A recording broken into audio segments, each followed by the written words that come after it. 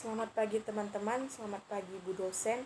Di sini kami dari kelompok 8 akan memaparkan hasil diskusi kami tentang tantangan peserta didik. Di sini saya akan memperkenalkan teman-teman saya. Yang pertama, Friska Destalia Lumban Batu sebagai anggota, Estri Damatondang sebagai anggota, Devi Maria Munte, saya sendiri selaku menjadi moderator, dan Lavinia Silalahi menjadi notulen.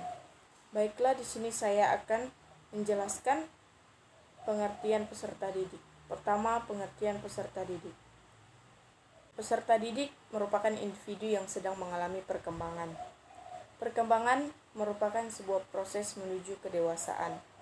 Oleh sebab itu, peserta didik harus selalu didampingi dengan perkembangan yang baik. Peserta didik juga ialah anggota masyarakat yang berusaha mengembangkan potensi diri melalui proses pembelajaran pada jalur pendidikan baik, pendidikan informal, maupun formal maupun non-formal pada jenjang pendidikan jenis pendidikan tertentu. Baiklah, slide selanjutnya akan dilanjutkan oleh teman saya. Baiklah, di sini saya akan melanjutkan pemaparan materi mengenai tantangan peserta didik tadi. Sebelumnya saya akan mengenalkan nama saya terlebih dahulu. Nama saya Friska Destalia Lumban Batu, NPM 1901010126. Baik, topik berikutnya yaitu 2 pengertian tantangan.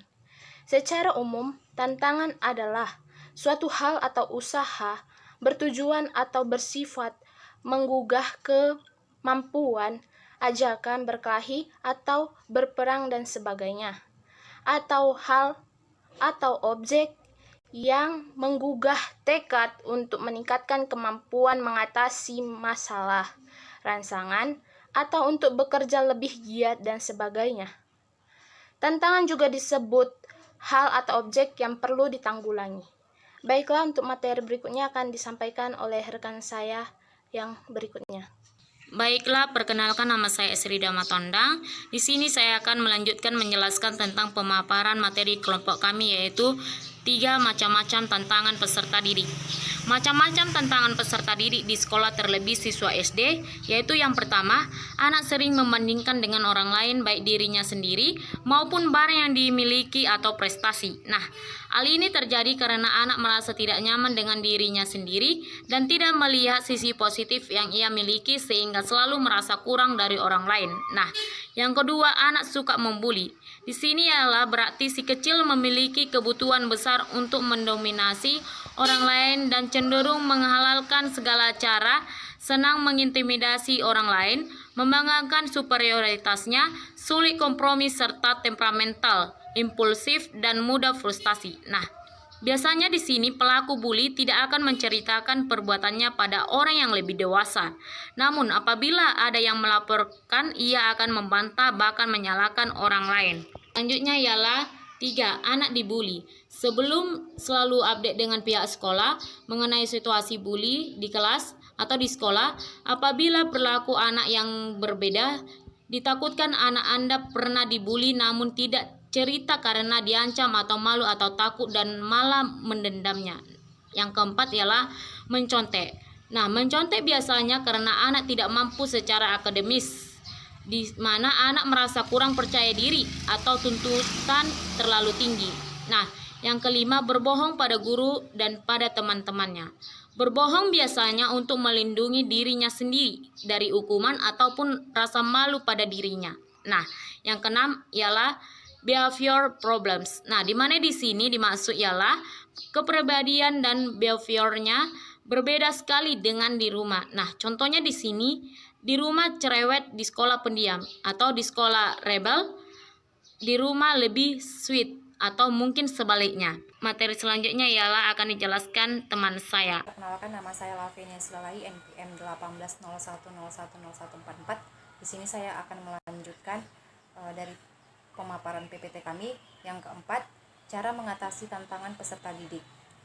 Cara mengatasi tantangan peserta didik di sekolah. Yang pertama, ajak anak melihat kelebihan dirinya dengan dengan cara memberikan apresiasi atau pujian atas usaha yang telah ia lakukan.